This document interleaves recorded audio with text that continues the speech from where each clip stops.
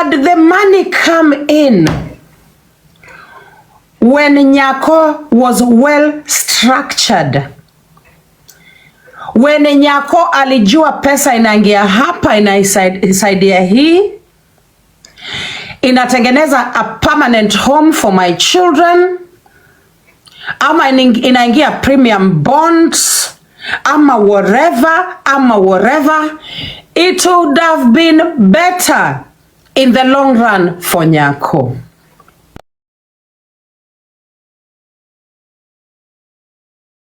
Hello guys, it's your girl Patience Status. Welcome and welcome back to my YouTube channel. If it's your first time here, make sure you hit the subscription box and put on the notification bell so that you don't forget any time I post a new video. Remember, I'm the queen of online gossip. So welcome to today's video. Don't forget to give it a like and leave a comment on the comment section. Mtlani ni kumtafuta na mtafuta. Imagine. Na kupandishwa. Pau, you remember, kupandishwa ilikuwanga ngumu. Na kupandishwa huku si ilikuwa State House. Kupandishwa aje kama ujulikani. Hizi ukiona Paundo unajua ni mtu wako unapandisha. Ukiona nani unapandisha. We lakini yenyewe. Ochot, good morning. Ochot, karibu, hebu kuja hapa juu tuongee kidogo ya. Ochot ananisalimia. Ama hii ni sudo. Ni Ochot. Wacha nijaribu kumleta juu. Ochot yawa. Pau, tell me your opinion on the current happenings yawa. Mimi I'm just like, hey TikTok. Pau, hebu nipe opinion yako jamani, hata mimi nisikie. Nataka kuambia Lady J, si tukwe wapenzi watazamaji kidogo, ama unaona aje? Hata mimi unajua hii kitu imenishtua mpaka nasema how can I, like, in fact mimi nimeshindwa kuongea. Wacha tu niseme ukweli. Jana usiku na ndio ninakwambia, si unaona mimi sijafungua live even though Ochota sikukuwa na electricity but isharudi, but nimeshindwa kabisa kuianalyze. Aki mimi nataka tu kwa mpenzi mtazamaji. Ukiona sina opinion, wacha tungoje sweetie. Okay, sawa. So mimi wacheni niwaambie ukweli wangu wa sasa. Kwa sasa there's a lot I cannot talk about, but I'm going to talk about the same thing nilisema jana usiku.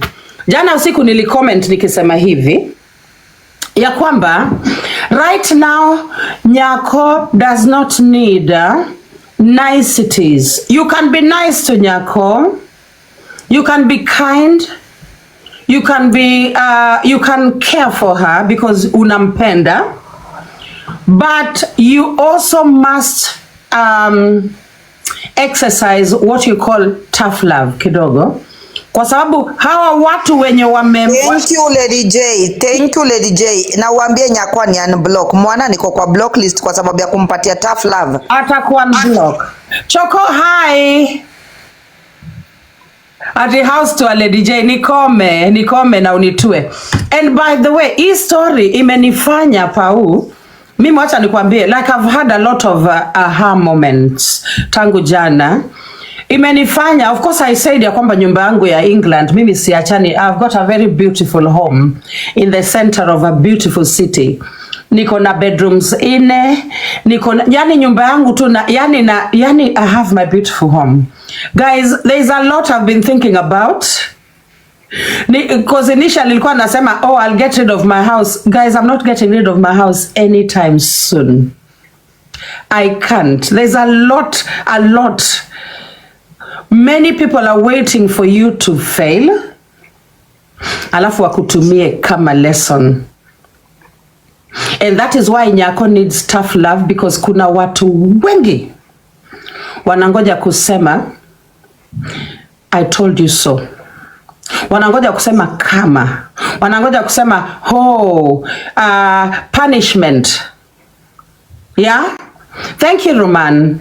I'm not getting rid of my home. I've got, like, imagine Caro, you guys are British girls, you're in the UK, having a house as big as mine in the center of a city as expensive as London. Imagine, in the center of London. Mimi niko zone 2, guys, zone 2. Alafu niache nyumba yangu. Mimi nimefikiria, guys, nimefikiria maneno mengi tangu jana.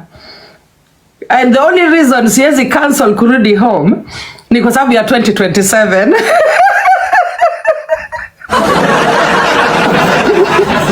Nakwambia Lady J, from 120 people to 370. Chai ni tamu. Watu wanapendanga umbea sasa. Ndio hiyo sasa tuende nalo. Ni kwa hapa kusupport na umbea. Hapo sasa. So that is the only reason kucancel kwenda home siwezi. But mimi nitakuanga mguu mmoja huko, mguu mmoja huku. Because sababu Kenyans, sasa Lady J, umeamua aje? By the way, umeamua autoki London. Unajua kizungu yako saa zingine inakuanga ngumu awada aol. Sasa ebu explain in a layman's language tafadhali. Ochota ananibamba comment section. Ochota ebu nitumie kakitu hata wewe. So but what I was telling Ochot jana, guys, if you remember, I told Ochot hii punishment yenye unapatia Nyako, of course Nyako alikukosea, lakini hii punishment, see, it is too severe. You know, but Ochot, when you unajua what you're doing, but I feel like it is a bit too severe. Hata kama mtu amekukosea, it's way too much. You know, like kama mtu amekuslap huku, inafata wewe unamslap huku. But kenye Ochot amefanya, Ochot is bringing the entire house down. The entire house down. Lady J, usijifanye hujasikia fununu ni wewe umeficha Roy. Maoni yako ni gani? Let us not beat around the bush. Hujasikia fununu ama nikuambie? Hebu niambie. Inasemekana hivyo. Ilisemekana wewe mwenyewe ndio unajua mali Roy yuko na umemficha kule Nthiwa. Wewe unasema nini? Okay. Do you know anything about that? Nitaongea hiyo. You know the way that my brain works. My brain is so organized. Like I want to finish one thought process and then I get into the next one. Sijuangi kumix. So allow me to finish hii maneno ya London. Uliniuliza. So what are you saying? Are you saying no, or are you going? So this is the thing.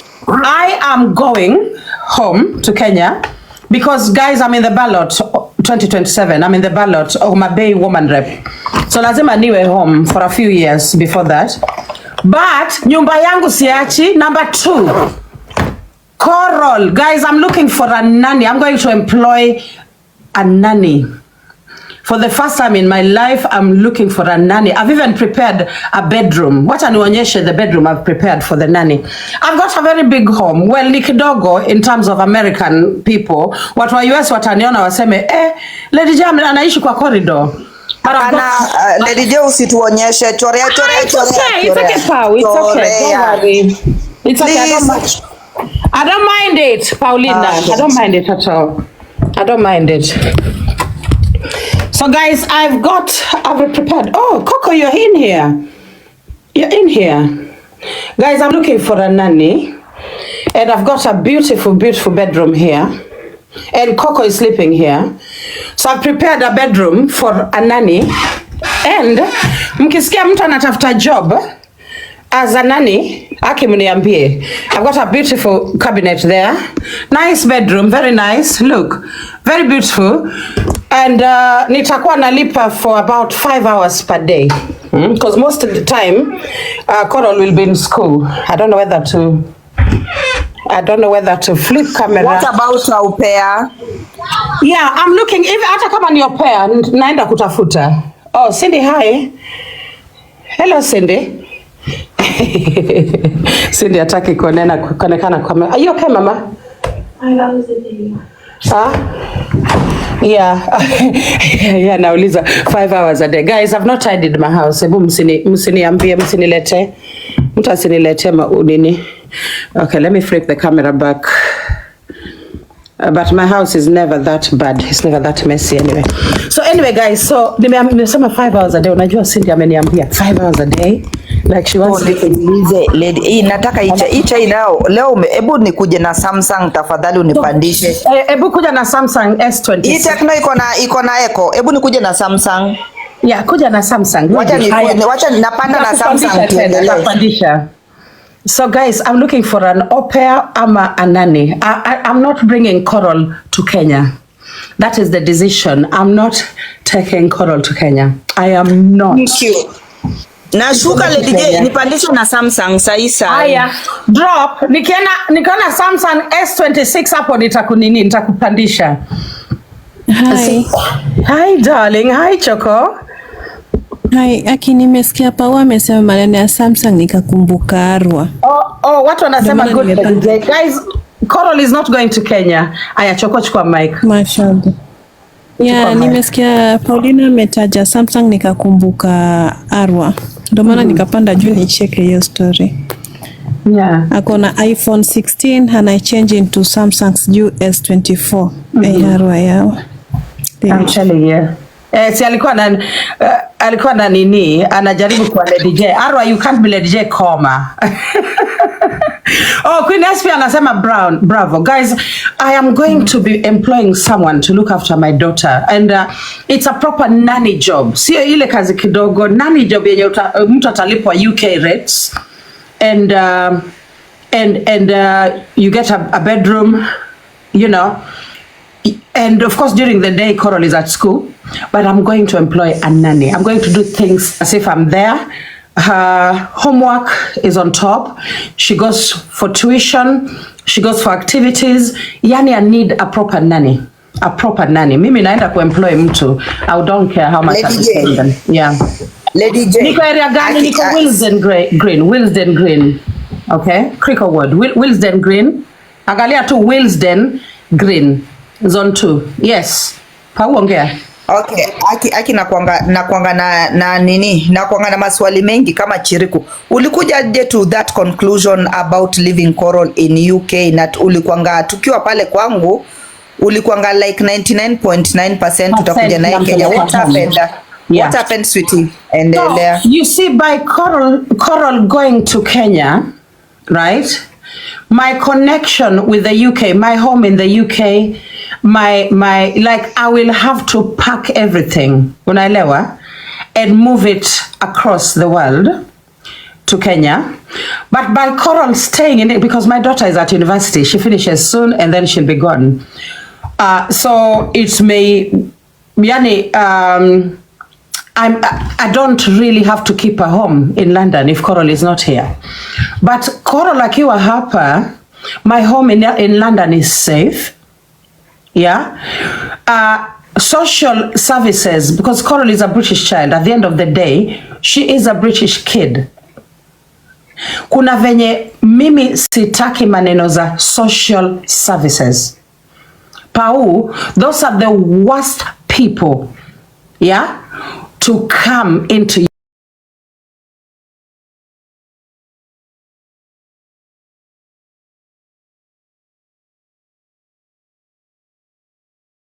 jana. And I just said my life has been very, very smooth. Wacha ibaki tu hivyo smooth. Bora tu nipate a good person, a really reliable person wenye nitamcheck, nitafanya background check. Ni make sure kwamba mtoto wangu ako safe kwa mkono yake, both my children, because Cindy is also at university. Wanaweza kujia Coral mpaka Kenya. Yes. Wanaweza. So ukiingia kwa rada ya social services, hapo maisha yako inaenda tu pear shaped. And I don't want that. I've had such a nice ride. I've lived in this country a long time. Sijakuwa na shida yoyote. Wacheni boma yangu ibaki London venye iko. Mimi nishughulike na maneno za Kenya, but watoto wangu wabaki huku. Yeah. You avoid them by all means, Atlantis. Yeah. So umesema ya kwamba daughter yako ako almost kumaliza university, so meaning atatoka kwa hiyo nyumba ama bora Coral is here atabaki, but Coral akitoka hapa then she will also leave. Pau, unaelewa? Hata itabidi anatoka. Yeah, so qualifications za huyo nani na au pair, unataka qualifications gani, age gani, and everything, so that if kama kuna mtu wako hapa maybe waweze kujua please. Yeah. And I don't mind if it's a Kenyan. Hata kama ako hapa UK, hata kama hana paper, because kuna watu wengi hapa UK bado wanatafuta hiyo paper. Yeah, and nasema hiyo ili mtu asiseme oh Lady J mtu atakureport umesema utapatia mtu ana paper nini kazi. But most of our family members wenye tuliwaleta ngambo walianzanga hivyo, wanakuja na visa ya 6 months, wanafanya kazi ya nanny, alafu ndio wanatengeneza paper. Kwa hivyo msinijudge wadau. Okay, so anyone whether uko na paper or not nitakuconsider. Any age, preferably a young lady. If you're a student na unatafuta accommodation free, because hii ni kama free accommodation. Unaona the way I've organized the room very well, it's a small box room. I think it's the smallest bedroom in my home. So nimeorganize vizuri, nimeka desk and chair, nimeka side table, side cabinet, nimeka wardrobe, nimeka kila kitu. Yeah, only girls, only women. So you can be a master student coming from Kenya. In fact, ukijua mtu muambie Lady J anatafuta mtu. Unaweza kuwa even a bachelor's, an international student, and you don't want to spend on accommodation. Bora you can do the job perfectly well, unajali maslaha ya mtoto wangu. Because there's nothing as important to me as my children. Yeah, watoto wangu na wajali sana. So bora tu, and then if there is a doctor's appointment, dentist appointment, uko hapo, unamsaidia na homework kila siku, anasoma kitabu yake kila siku, anaenda activities twice a week. Hizo vitu unamsaidia in her piano lesson. Piano iko kwa nyumba, kwa hivyo lesson itakuwa nyumbani. So vitu kama hizo. Mtu tu mwenye anajali maslahi ya watoto, and someone without a criminal record. Yeah, someone without nitatafuta hata kama ni mzungu Alisha. Nitatafuta. Naenda kutafuta leo hii, naenda kutafuta nani? Naweza kuanza kunini? Yeah. No, sio 1k. No. Unaweza lipa 1k per month. 1,000 British pounds per month. Haiwezi kuwa nini? Because even though naishi kwa nyumba yako, the hours yenye anafanya ni less. Unaona? Because the time Koro lako shule, afanyi kazi, anafanya vitu zake. Unaona? So in contract yenye ni kama 2 hours asubuhi na 3 hours usiku ama 4 hours usiku. Because Cindy lives in the home as well. You know. So yeah, so mimi yeah. A lot of people wamesema don't consider a young lady at least above 40, itakuanga much better. Yeah. Maybe that person atakuwa kona experience ya kulinda mtoto. So a lot of people are disagreeing with you at young lady. Wanakwambia uchukue above 40 40 years and above. Unajua shida ni we don't have that luxury huku. Unaona nyi watu unajua mko na hiyo choice. Unaona? Sisi hatuna hiyo luxury. So, you know, sometimes you may get if you're lucky to find mtu mwenye amekuja kutembelea mamake. Mtoto wake. Like if you are someone mwenye mamako amekuja kukutembelea, then mamako ameboeka anatafuta kakazi. Unajua 1,000 pounds ni kama how much per month? In Kenya that's 160k. Unaelewa? So mamako amepata hiyo kazi. That is a boost to them. But most times Pau, hatuna hiyo advantage yenye nyi watu mko nayo. I'm going to go to a nanny website. Kuna website ya nannies. So mostly utapata ni young ladies, young women. Utapata hata pia kuna watu wenye wame instill some knowledge wakasema when you take young ladies are the best because they have energies na pia ukipata wenye wanasoma pia inakuwa cheaper because nani utamlipa per hour. So that's a very nice pia nini. Haya. Princess wa Kisumu anasema nani wazuri huku Stato ni wazungu over 50 years. Yeah. But guys, I'm going to employ a nanny and I'll always have a nanny. Always going forward. I'll always have a nanny. Yeah, because nataka mtoto wangu awe sawa. How much is the salary? I don't know yet. Nitaangalia. Frau, hatuna au pairs huku UK. Hatuna hiyo pair program. Hatukuange nayo. Amwela hadi Yeah. At the end of the day, I have to prioritize mtoto wangu. Yeah. Unajua kuna tu vitu mingi. And wacha sasa nirudi sasa kwa swali Pau aliniuliza juu ya Roy. Before I go to that, wacha nilikuwa na story ya niongee story ya my amazing sister Nyako. I also have to talk about that a bit because I will be a hypocrite if I don't give some, some life lessons. I am an uongelele pia uongelele wale watu wanampatia tough love na si eti nini na nini. Sawa, thank you. That is one thing that I want to focus on. So the thing about Nyako is a very blessed woman. She's very, very blessed. Watu wengi hapa TikTok, they don't realize just how blessed she is. So they downplay it. But some of them downplay it because wako na wivu. Okay? That is number one fact. Yani ni mtu mwenye aliingia TikTok and then TikTok ikampenda. Yani TikTok worked for her in a way that it was just something else for her. So that was that kind of blessing ni kama iliingia before Nyako was prepared for it. I don't think she was ready for it, because when myself and Chinedu and Kavi Malesi, we were the only moderators at one point wa Nyako around February, March of last year, right?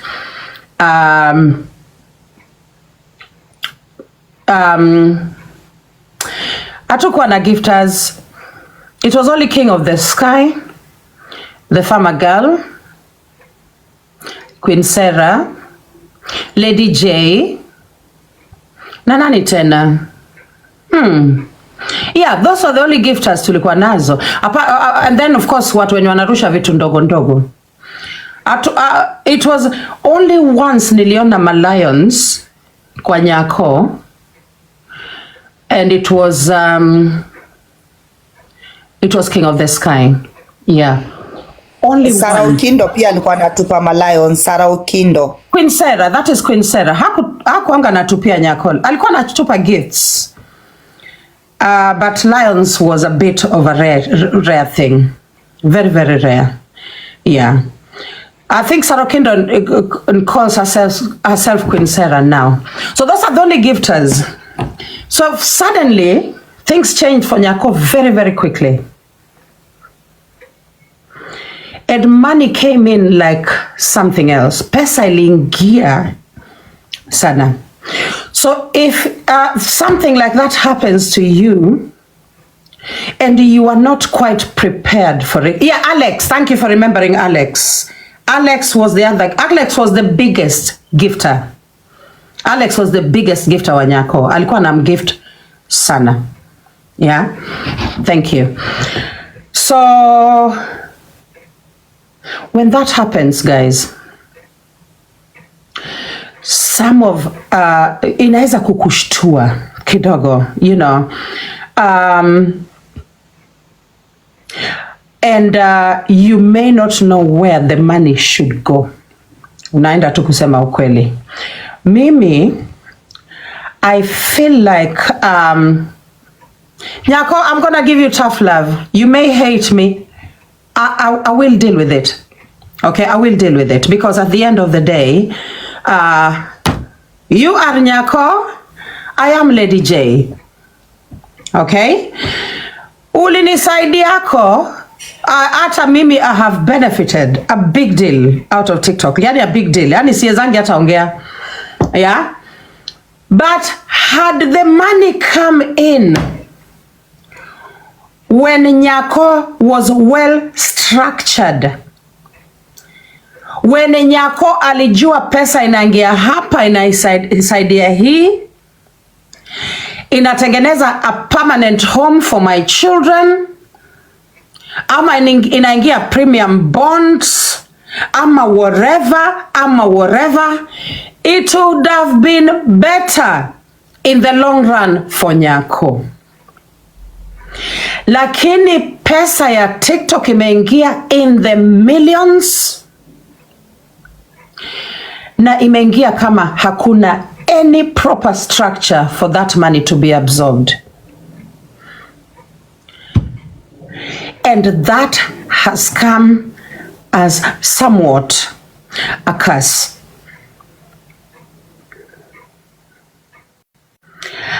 I'm going to say that I love clothes and I love shoes. Oh, God knows I love beautiful, beautiful pink heels. I love shoes. And there's a time I used to go into a shop and buy up to 15 pairs. But it gets to a point when you get sick of shoes and you get sick of clothes. You do not want to see another package come through the door. I have a daughter who is a shopaholic. My eldest daughter, she's always shopping. She cannot help it. She cannot stop. And she has access to so much money. And she does not have a place to put her money because I ended the black tax in my family. I told my family, my children, I will never take any money from you, hata shilingi sitawahi chukua. Kwa hivyo watoto wangu wanapata pesa zao, wanatumia venye wanataka. Juzi niliangalia hata penye asinisikie bedroom ya mtoto wangu huyu wa university. Nikapata manoti. Kwa sababu wanapata pesa kutoka serikali, kwa sababu wanaenda shule. Kwa hivyo wanapewa maelfu na maelfu za pounds sterling. Kwa hivyo watoto wetu ni mamilionea. Haya. So shopping is good. But when you are a mother of 44, 43 years old, I don't know how old Nyako is, shopping becomes something of a curse. Every pound, every euro that comes in, you have to think about how you're going to multiply that money. When you put it into shoes and clothes, the value depreciates. The value of that money goes down. But someone like myself, I decided that every pound that I'm going to get, I have to multiply it. So I had to find a way of pushing it in a place that by next week, it is 2 pounds. So the 1 pound yenye mmenipatia na handout, next week itakuwa 2 pounds. So I have to know how to turn it into 2 pounds. What do? I put it into real estate. That's what I do. Tough love here. Mimi naongea tu kweli. Okay? I put it into real estate. Mimi pesa yangu anga inaenda kwa real estate. Whether it is 5 pounds, 500 pounds, no money too small. Lady J. Acha tunini aki guys, hata Lady J pia mwenyewe akomboka watu 621 aki. Lady J anapenda kitu inaitwa swan. Yeah, Lady J anapenda swan ama coral. Please kama mko na hizo tu pia mnaweza mtupia, tukomboka watu wangu. Thank you. And Lady J anakuanga this person mwenye sugar coating anything, umpende usimpende. So guys, tuchezeni na swan ama coral. Thank you my people. Alafu tap. Endelea sweetie. Now, those wale watu wa people love different things. You are the people misleading Nyako. Na mimi nitawaambia tu kweli. Peupe. I think that is how you say it in Kenya. Nitawaambia ukweli. You are misleading Nyako and it has to stop today. Ina stop leo. Hakuna mtu atamwambia mauongo. Nyako has had access to a lot of millions. A lot.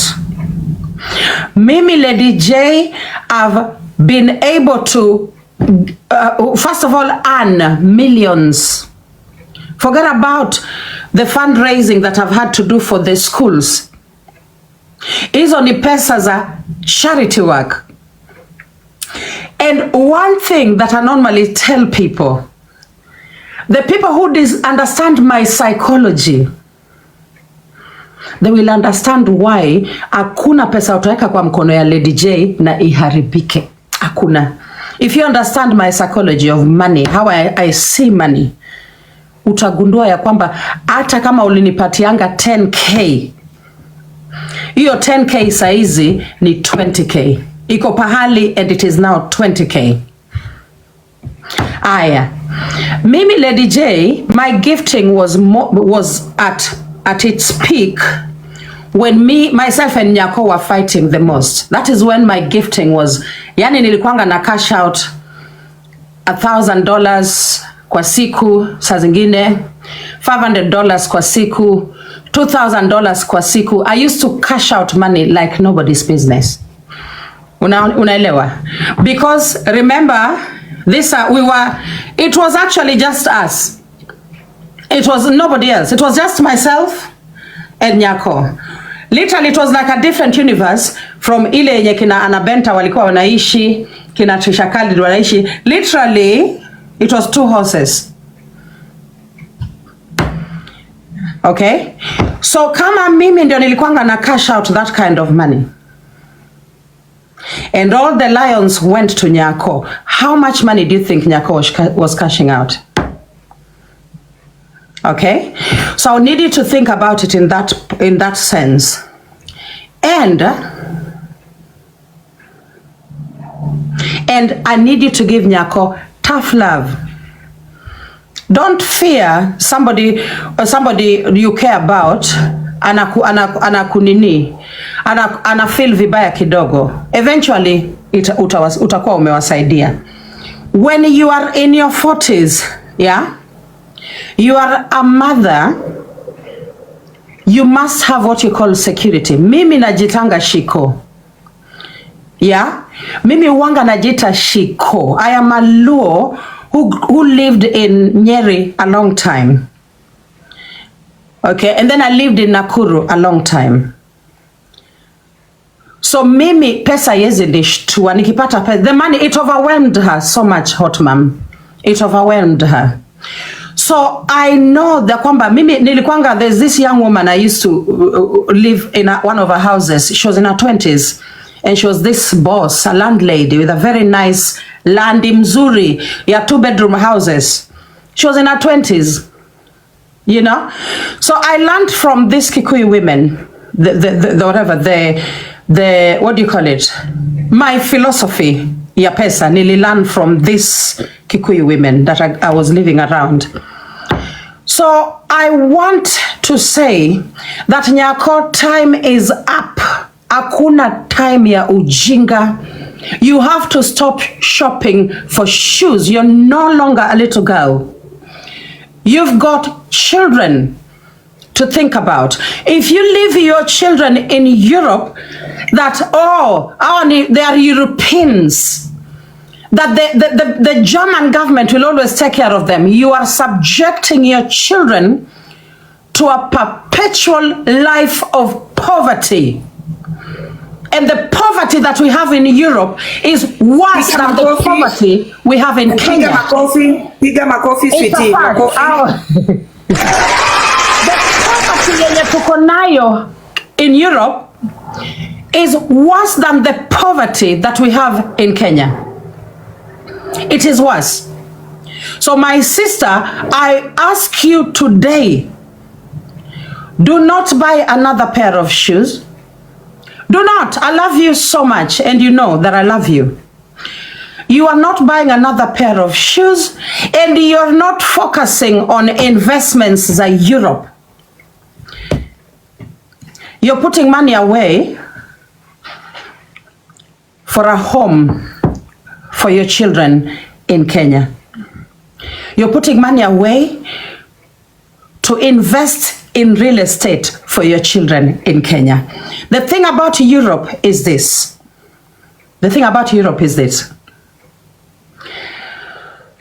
There are no opportunities to make big money in Europe. Hakuna. None. We live in these countries, we know. Hakuna. Gap ya nini? Profit ni hivyo. Unaona? Ni kidogo hivyo. Hiyo ni gap ya profit. If you want to make good money, you invest your money in Kenya or in Africa. Because in Kenya, you will invest 1,000 euro.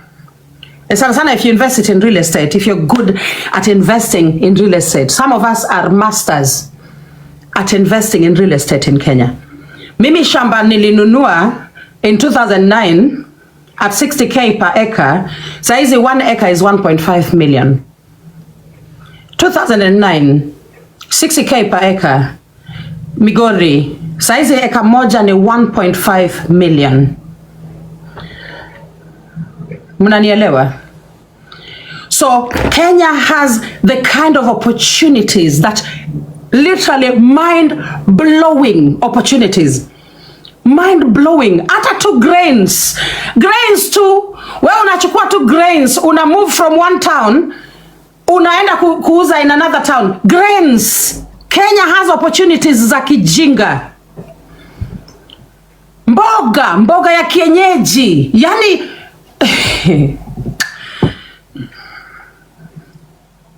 so we you know, if you're living in the West and you're making money in the West and you have access to all this money either on social media or wherever, start thinking in terms of saving or rather investing that money.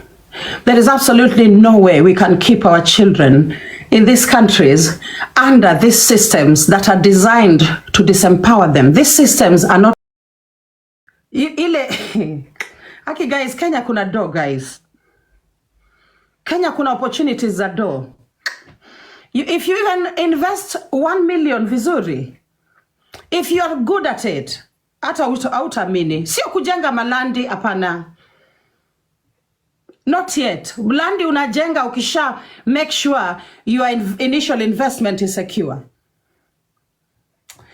So anyway, what I was saying is this. I hope that Google or supporters wa Nyako and friends of Nyako kama sisi kina Lady J, we will begin to tell her the truth. That is the number one truth I'm telling Nyako.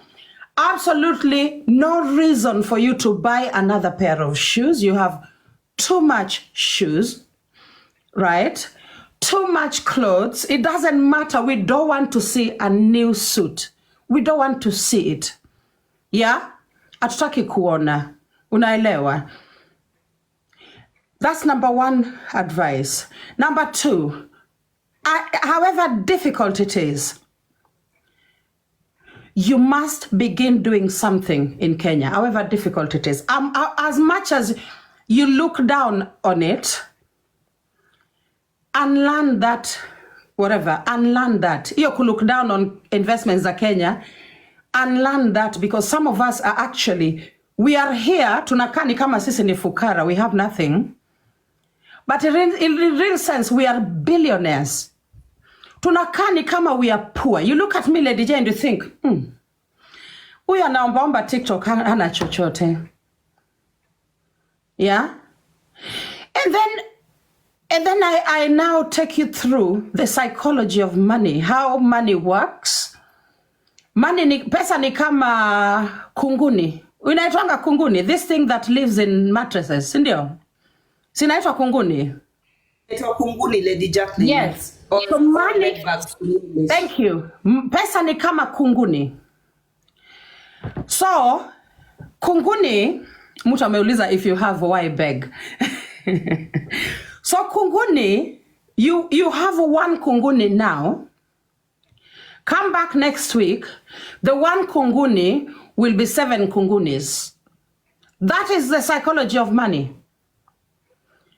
if you understand money and the energy ya pesa, if you put it in the right place, this $1 will become $7 in 7 days. $1 will split into 2 and be $2 at day 2. In fact, it will not be $7 in 7 days. In day 2, it is $2. So now you have $2 at day 2. So the $2 also split. Day 3, you have $4. Now the $4 will also be splitting into 2. Day 4, you have $8. That is the psychology of money if you invest it the right way. Do you guys see Ndhiwa? I'm going to divulge something.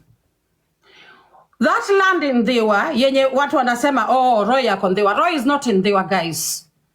Roy is not in Ndhiwa. Roy could be in danger, so hiyo uongo mutupe huko kabisa. He could be in danger wherever he is.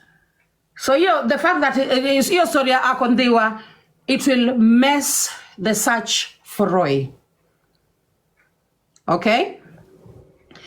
So hiyo shamba yenye nilinunua Ndhiwa, the first 49 acres, I bought the first 49 acres. Na niliambiwa kwamba hiyo shamba huyo mzee alijaribu kuuza for around 4 years. Hakuna mtu alikuwa anainunua. For around 4 years. Hakuna mtu alikuwa anainunua. Do you know why people are not buying that farm? Kwa sababu ya mawe. People are not buying the farm because of mawe. And the mawe is like real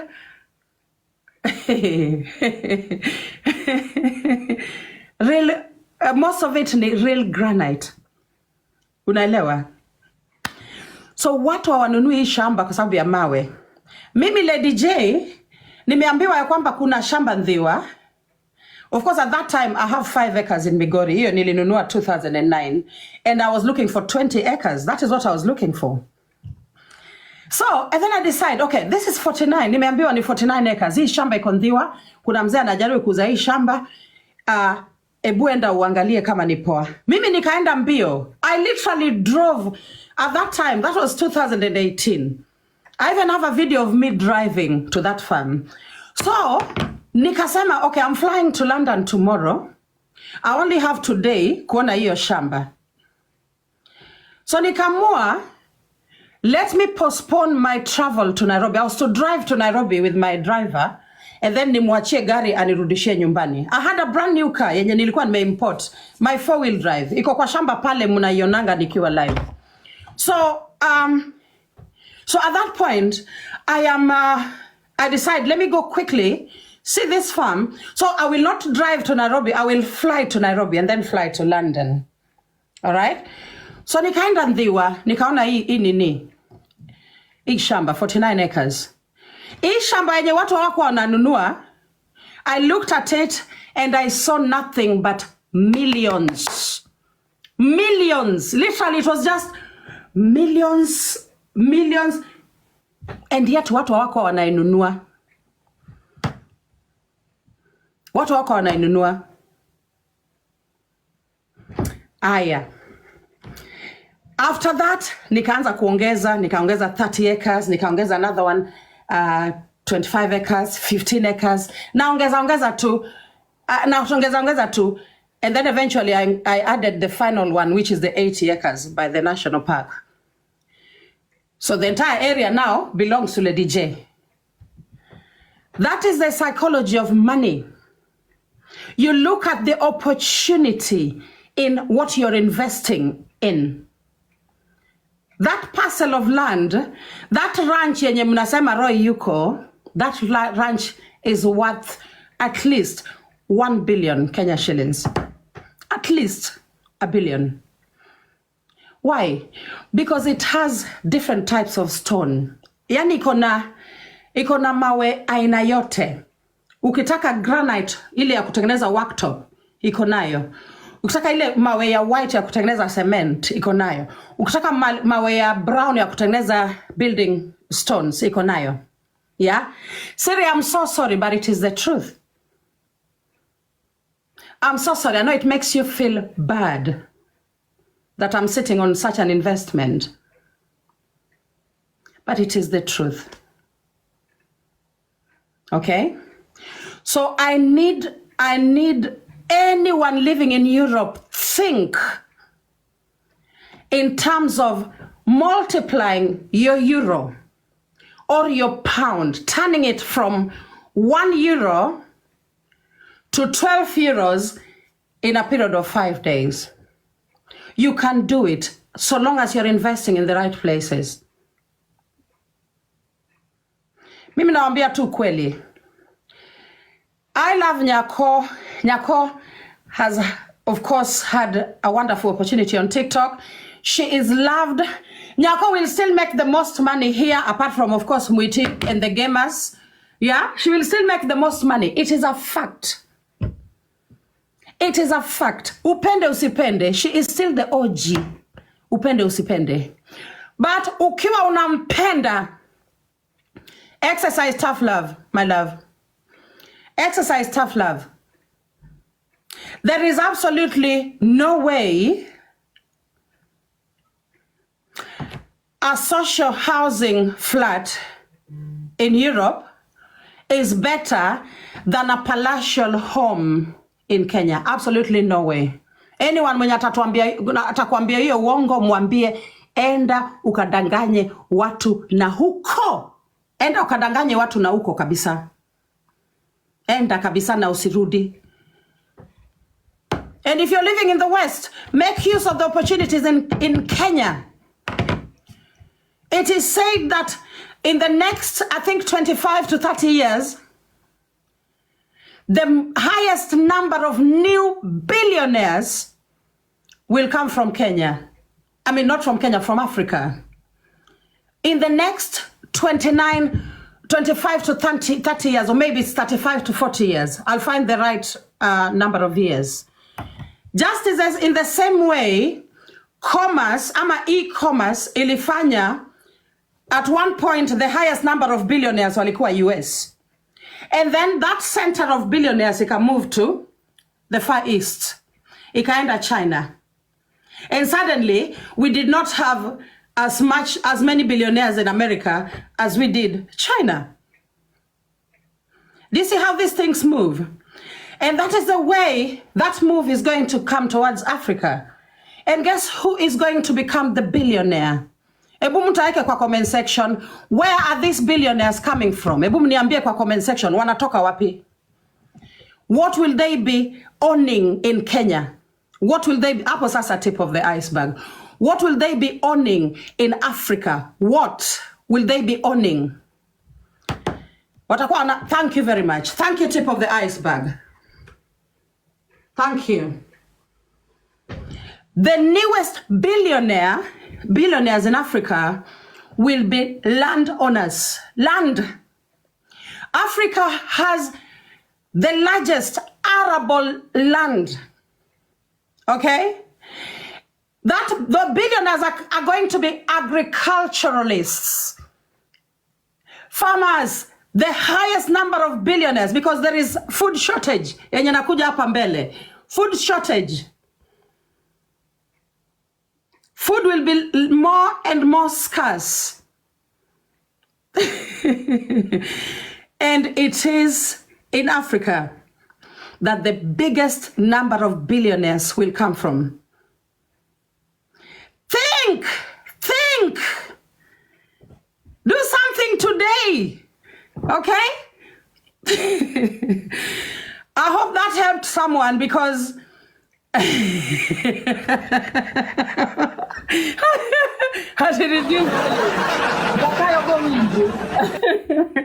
so if you're in Kenya and you're looking for an opportunity, try trading in grains. There's one grain yenye nani Moon Goddess alikuja hapa akaniambia. Ile green grams, nimeambiwa iko na do sana. If you've got 2 acres, jaribu green grams. Start trying farming. If you're living in Kenya today, some of us desire to be residents in the country 24/7. That is always my desire. And I'm going to achieve it, only that I'm no longer taking my daughter Coral with me. Yeah? I'm going to leave Coral here and then niende ni hustle huko. Sawa. So that's what I'm going to do. So wacheni niwaambie ukweli. Try and think about what I've told you. And my sister Nyako, I love you with all my heart. But I want you to think about the future of those amazing children, those 3 beautiful children. And think about their now. Let me now talk about their now, their current. What Ochot has done, Ochot has literally destroyed your life. Ochot has destroyed your life because Ochot may tackle the tax office, social services, your housing, yeah, and what else? So housing has been destroyed. You're getting letters from the police every time. You got issue with the social services, issues with the taxman. If someone puts you in light of the taxman and social services, that person wants you dead. Yeah, also employment, thank you. Ochot has also messed up your chance of getting employed as a bus driver. Okay? So Ochot has destroyed your life. It is a fact. You're a gifted person here on TikTok. You're gifted. Okay? And anyone who thinks that you'll be down, they should think again. You are undefeated in many ways on TikTok. Undefeated. So you have to now think as an independent individual living in Europe. Social welfare is good. Yeah, not bad. But there are some people who will not qualify for social welfare. Some may be making money chini ya maji. Many people do that, okay? Without anyone ever finding out, but Ochot amekuharibia that opportunity pia, hakuna. You will always be under the scrutiny of the taxman. And if people around you do not advise you well, you will get summons. You do not want a summon. You do not want anything that will create something, a scenario where tena it is you are being investigated by the police or you are being taken to court. Vitu kama hizo hutaki. So, Rosafi, look for a house. Rent hata kama ni 2-bedroom property pekee. Watoto wa share. Rent that 2-bedroom property privately. Endelea na maisha yako. Kwa sababu gani? Ochot ni kama ameharibu hata chance yako kupata housing through the council hiyo ya Hamburg. Ni kama ameharibu. If they could ask you to pay pesa ya kuishi hapo kwa hiyo Heim, then that means you do not qualify for social housing. I think that is what it means because German bureaucracy is quite similar to that of many European countries. The only difference is that German bureaucracy is more brutal. You know, they are more strict and they are very punitive as well. Very strict, very punitive. That is the problem. So for that, in that case, if at all they find wrongdoing, they will punish you so bad. And there are people on TikTok waiting to see you fall. There are people here on TikTok waiting for you to fall. And we do not want to give them that. Okay? We do not want to give them that. So that is why number one thing, you need to sort out your accommodation. Right now, they are celebrating ya kwamba umeisha. Of course, you know very well, kuisha kwako can only happen if you switch off that camera and you never come back live again. Yeah? You've got that gift yenye kuisha kwako, it's almost impossible. Now, find accommodation for the children. Make the children comfortable and safe. And then you can start chasing other things. Make the children comfortable and safe. Number one thing, the children. Anything else can follow. But I hope you think about investing back home.